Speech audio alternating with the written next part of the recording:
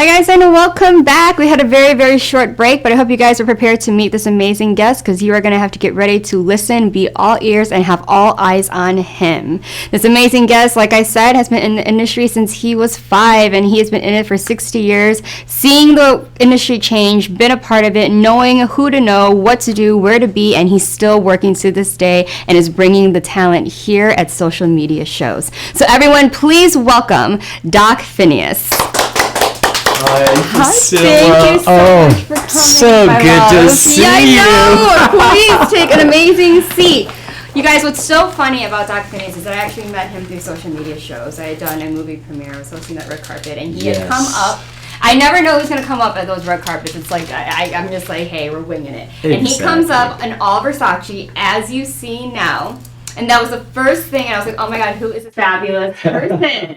So luckily after that, and this was months ago, like we were able to connect. Yes. And here we are. Here we are at the hot seat. You're sitting in it, I just look at Priscilla, I say, there's my sister from another mother. Period. Yes. So we have so much to catch up on. I've even seen him at events, and we're going to get to that later. But first, we got to talk about the fit, Versace. Thank you. You have a history with Versace. Like, he's obviously been working since he was 5. But let's hit with Versace because there's so much to cover here. Well, yes, and thank you, Donatella. She just hooked me up.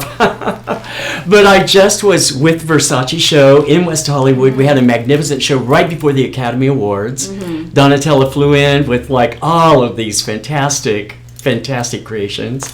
I was there with Naomi Campbell, with Cher, with everybody was there. You know, it was just fantastic. And she said at the end of that show, she said, "This is Doc Phineas. I want you all to get to know him." It was a dear friend of my brother, Gianni, and it was my very first job in modeling when I went to Milan. And in those days, nobody knew who Gianni Versace was. He worked for Caprice. And I was the fit model for Caprice. That meant you had to be 6 feet tall, your waist size 28 for a guy, and 120 pounds. Wow. So I was just like, the clothes would just hang off me. And that's the way we were in the 70s. You know, that was the look. Twiggy, you know, that really skinny look. One salad a day. Yeah, it's that. No dressing. No dressing. I'm the model for Gianni Versace. Yeah. So then he started his own line in 78, and I was one of the few he took with him into the line.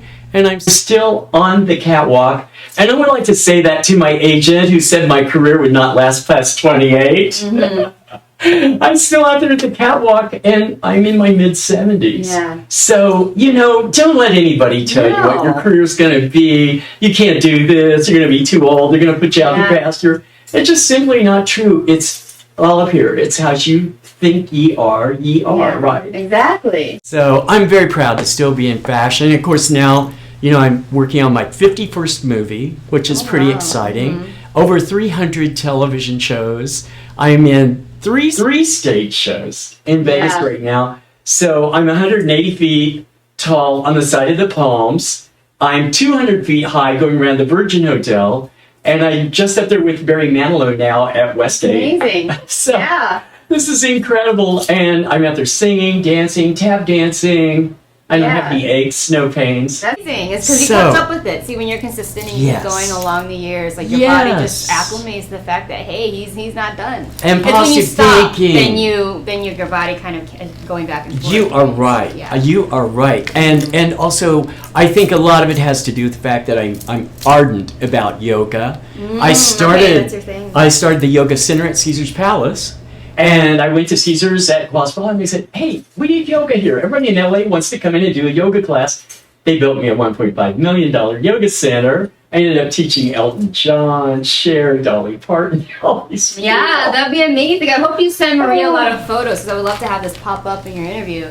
A lot of photos of you on the catwalk in Italy, and like, you know, with all the greats, and it's amazing. So you had mentioned that, you know, you're on the Palms. This is a big thing that I want to talk about, because he is kind of the celebrity. I want to call you a host because you're kind of always there. I was invited once at the Ghost Bar. They have this amazing party called Glam, and celebrates the LGBTQ plus along with the allies there to just celebrate life. It's amazing community. Just celebrate life. And especially now with being Pride Month, it's amazing to talk about this and promote this because this is somewhere that everyone can go, meet people, feel safe, network, and just celebrate people who are just there to have fun and just give love to each other and to Vegas and just celebrate the amazing people here. And he was there, and like I run into him, of course he was in Versace, of course. And it was absolutely amazing because that was the time when we actually had Perez Hilton, who had just recently moved here, at that party. So it's amazing. So tell the viewers a little bit about Ghost Bar if they can go, if that's something that they're really So one thing that Priscilla and I share that's very close to our heart is glam, right? Yes. Glamour. So it's called the Glam Party. And actually, when we were putting this together, we just thought, here we've got these closets full of beautiful clothes, and everybody dresses so grungy, even in Vegas. And back in the day, you wouldn't dream of going out to a casino unless you were like, putting it together. I remember those days. Yeah, back then, not now. Yeah, exactly. And one day I was with Steve Wynn, and Steve Wynn goes, Doc, I love the way you dress, but look at these people. They're like in their flip-flops, they got our towel, and part of this floor cost millions and millions of dollars to bring the marble in, to do all this bling. Come on, can we step it up here? So we decided, let's have a glamorous party where we dig in our closet, we get our most glamorous things, we all go celebrate glamour together. And that's what that party is. And we had 3 winners from American Idol sing this last Sunday. Oh, wow. Amazing. We had most of the winners from RuPaul were there, from almost every season. These fabulously amazing, across, all different kinds of transitional people in all different kinds of costume. Yeah. And then we also had, like at my table, we had Jessica Alves, who has a huge social media following. Pink came to say hello. She saw my song, and I opened up the whole thing with the disco number singing We Are Family. Oh, wow. Everybody was on their feet dancing and singing. I had my moment of Sister Sledge. And then I go back to get the elevator, and here comes Kim Kardashian. So these kind of people are like, coming to this party. We've had Lady Gaga there. It's just amazing that this party just started out as an idea. It's now the number 4th top party in America to attend. So people are flying in from Miami. They're flying in from Houston. I would have been there because I was invited. I'm just I don't know what I'm doing. I'm just coming, right? You look so glamorous. I have to say hello to Priscilla. Look at her. Actually, I did wear Versace that night too. You were drop dead gorgeous. That's all I had to say. It was a great time. You get to see a lot of performances. There's a lot of drag performances, a lot of people, and they're all very local here that are in shows currently, and they're people that you can meet. So it's great to celebrate. Obviously it's not everyone's thing, but it's something to check out. Be open-minded and just come. The networking's incredible, and the view from the bar of the Strip. Oh, the view! Fabulous. It's the best view in Vegas, and we're all out there dancing under a disco ball, and I'm like, wow, look at all of these celebrities. Everybody just who's not a celebrity looking like a celebrity, just like a field of like we're awesome. After party from the Oscars. Yes, I think that was the Met Ball. There was the Academy Award. Exactly. So we're going to bounce back to your past. So you had about tap dancing. So you had started when you were 5 a lot of just being in performing arts, right? That's true. To your mother, right? Yes. You had a very supportive mother for you in the arts. Because I feel like you just came out of the womb a star. At least, you're not far from the stage, and me having studied in theater and knowing a lot about stage acting and performance and musical theater like that, that was kind of where your start was, exactly right? Where and my how start was that experience? Because this was back in probably the 50s, if I remember your bio correctly. Exactly. Yeah, so it was a completely different time. So tell us what that experience was. Television had just started, and so they were kind of deciding where to go with TV. And my mother said, and my mother was in her 40s when she had me, and she said, after 9 months of having Fred Astaire in my womb, I'm going to definitely have you take tap dancing lessons. So I literally came out tapping, is what she said. And by the time I was 3 years old, I was already pretty good. She gave me piano lessons, violin lessons, because I think she just felt like this was going to be a career for me. Yeah. So anything she could do to help me that way. And she was also one of the main persons putting a lot of catalogs together. So she was like the main person for J.C. Penney, Montgomery Ward's. Back in the time when we shopped a lot for catalogs, we didn't have the internet. We had to look at these catalogs and pick out our outfits, especially if you're in a small town, you didn't stores. So my mother said, well, I've got a son. He's great. I'll put him out there to model. So I was literally in these catalogs from the time I was 5. And then she took me to Hollywood. She goes, I'm going to introduce this boy to Uncle Walt. So I got to meet Walt Disney. And he said, do you have the biggest eyes? Like, I definitely have some ideas for you. I appeared as a guest on the Mouseketeers. And from there, they saw me tap dance, and they brought me right on as a regular on the Pinky Lee Show, which was kind of like our original Pee Wee Herman. You know, hello, my name is Pinky Lee. So I did a lot of dancing, just a lot of dancing as a kid.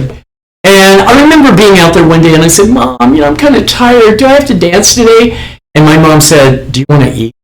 I was like, oh, I'm dancing. Yeah, I'm dancing. So, when you have, that sort of parent that's like, get in there, do it, don't complain. This is show business, and I'm giving you a career. And I just thank that woman. I had her 87 years. Yeah. We had so much fun together. We went on cruises together all over the world. She was here in Vegas. She taught yoga to senior every day of her life, including her last day of life. She taught yoga. So I thought, when you have a parent like that, you just do it. You just get up and do it, make it happen. And so here I am, Mom. Thank you so much for this career. Watching, for sure. It's fabulous. Absolutely. And I'm working on my 51st movie. 51st movie. Who gets that? Maybe Tony Curtis. And then 200.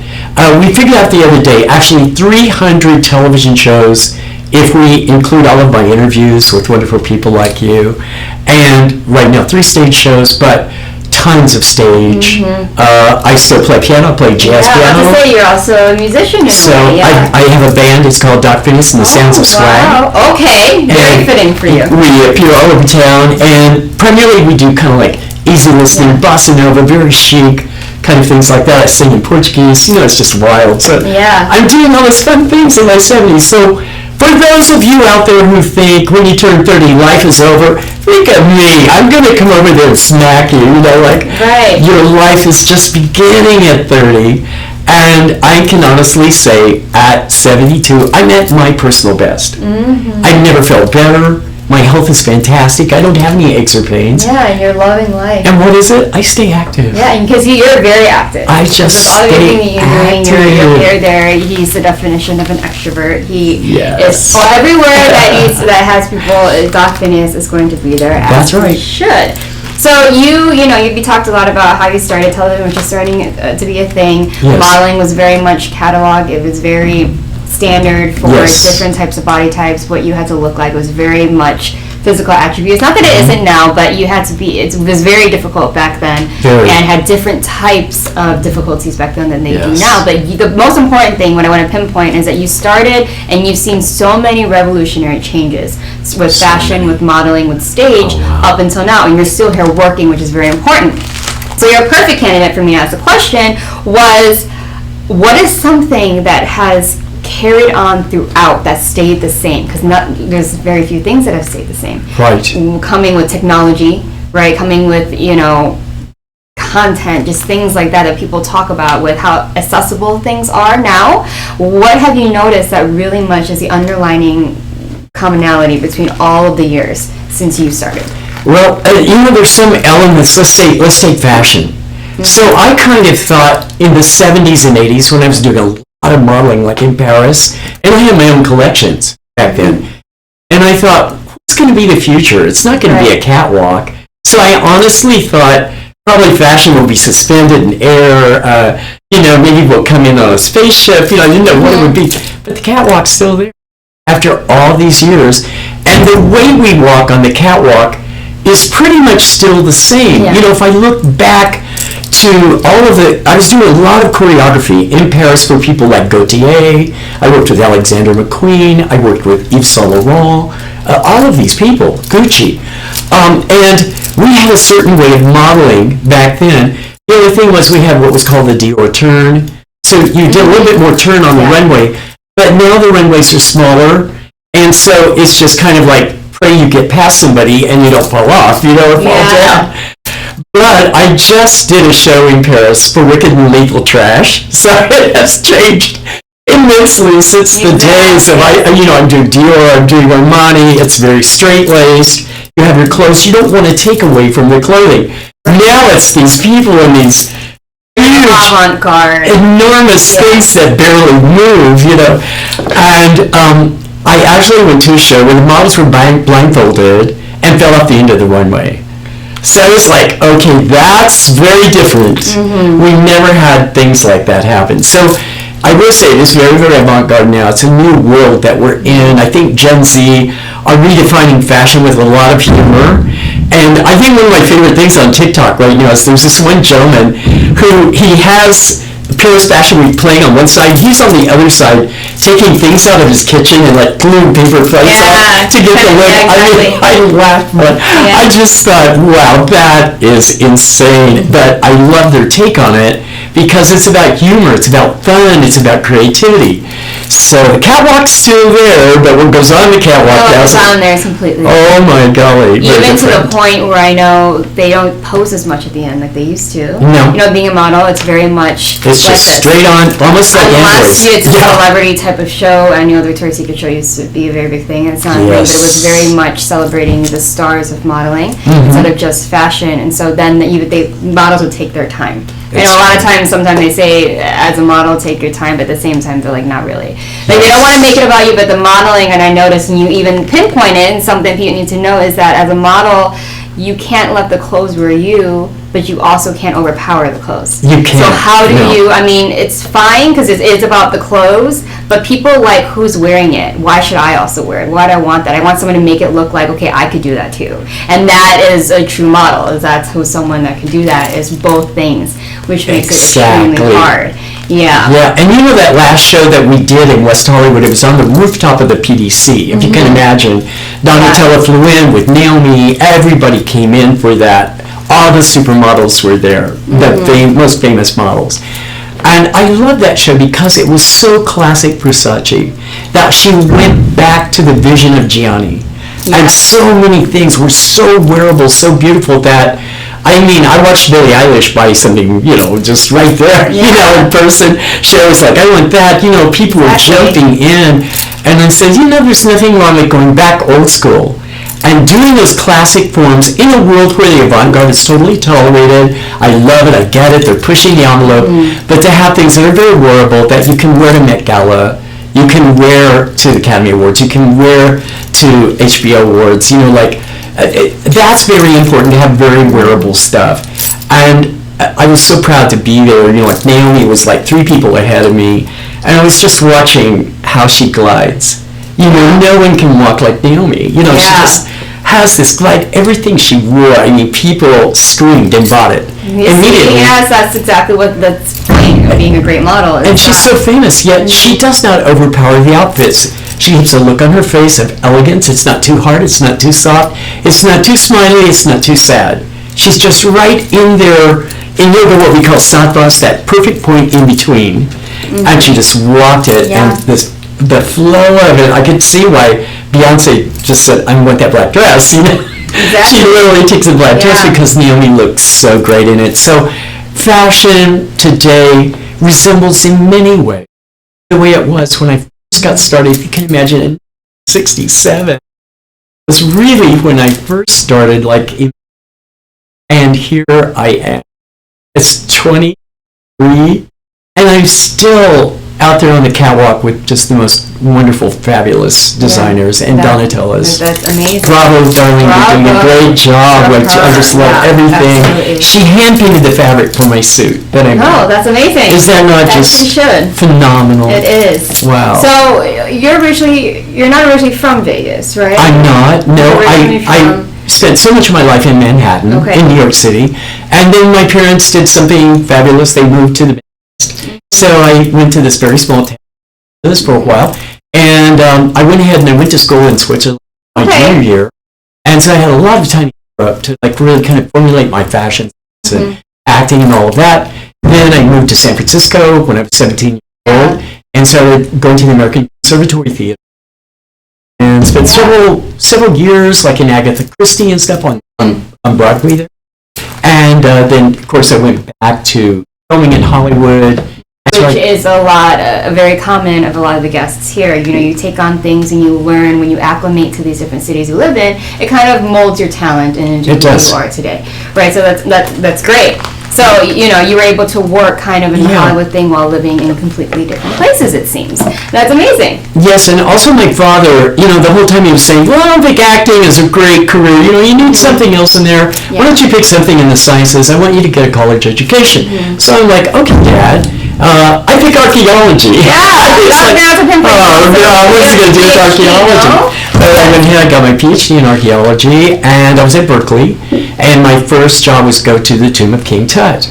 And if you can imagine, literally go from being on Broadway in San Francisco, you know, to like this tap dancer, all the things I was doing, getting my degree in archaeology, and here I'm climbing through Valley of the Kings, and like, I'm Indiana Jones. Yeah, I mean, archaeology is, Oh, it's a great profession, and that's why I ended up on Pawn Stars. A lot of people know me as Doc Phineas on Pawn Stars, an antiquities expert. I'm on Mysteries at the Museum. I'm on so many shows where I come out as an expert, and, you know, I'm literally the real deal, telling people that's worth something, that's not worth something. Yeah. That's worth several $100,000.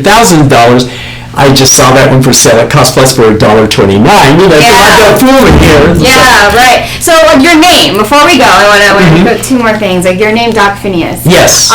Where did this name come from? Because I know that's kind of your stage. So it's a tribute to my mother. Mm-hmm. My mother said that she always thought I was like David Niven in Around the World in 80 Days. So she called me Phineas Fogg. That was my nickname at home, was Phineas Fogg. So then I sort of became this big steampunk, you know, and I did my mustache about 10 years ago, and I think I sort of became the world's most famous steampunk. You know, I ended up at 50 different conventions all over the world. Every year making appearances.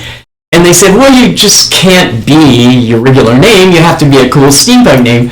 So I took the name Doc Phineas since I was a doctor. You know, I have a PhD. And my mother wanted me to be Phineas, so I said, well, let's just be Doc Phineas. Yeah, it works. And it really stuck. You know, like I was so surprised. And I was going to go back. Originally, I was Ken Castle. And I was going to go back to that. My agent goes, everybody knows you on TV as Doc Phineas. And they'll just call you Doc. I love that. Yeah. So I think it's kind of like being Cher. You know, when you're just Doc, everybody remembers it. Yeah. And it's great to be a Doc. My experiences in India. I have a new book out called From India with Love. And it's all my experiences I had in the 60s and 70s going to India. And the time when the Beatles were there, and Mia Farrow was there, and Frank Sinatra. All these famous people from America went to India and learned meditation. So that was kind of in the 70s, you know, and I carried that meditation, that peaceful qigong.